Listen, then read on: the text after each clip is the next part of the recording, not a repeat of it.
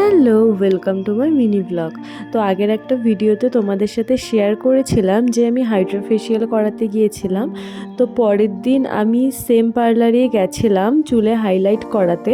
এটা আমার অনেক দিনের ইচ্ছা ছিল যে চুলে একটা হাইলাইট করাবো, কিন্তু কিছুতেই হয়ে উঠছিল না। ভাবছিলাম কোনো একটা স্পেশাল ওকেশনে করাবো।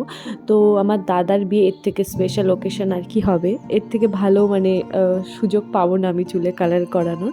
তাই এই সুযোগটা আমি আর হাতছাড়া করিনি। আমি আর আমার বৌদি দুজনেই চলে গেছিলাম কালার করাতে। চুলে হাইলাইট তো করিয়েছি, কিন্তু মনে মনে প্রচণ্ড ভয়ও ছিল চুলে কিছু হবে কি হবে না।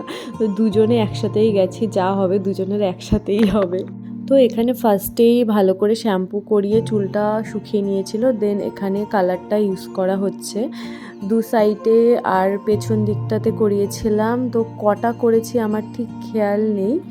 তো তোমাদের কার কার চুলে হাইলাইট ভালো লাগে বা কে কে করিয়েছো বা কার কার করার ইচ্ছে আছে কমেন্ট করে জানিও।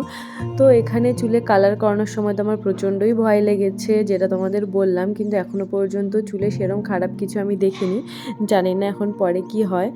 তো এই ছিল আমার দাদার বিয়েতে আমার স্কিন কেয়ার প্লাস হাইলাইট করা। তারপর হাইলাইট করে আমি একটা হেয়ার স্পাও করিয়েছিলাম, কারণ কালার করার পর তো চুলটা একটু রাফ হয়ে যাবে আমার মনে হচ্ছিল।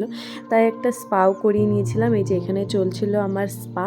তো চলো আজকের মতো এইটুকুই, দেখা হচ্ছে পরের ভিডিওতে। টাটা।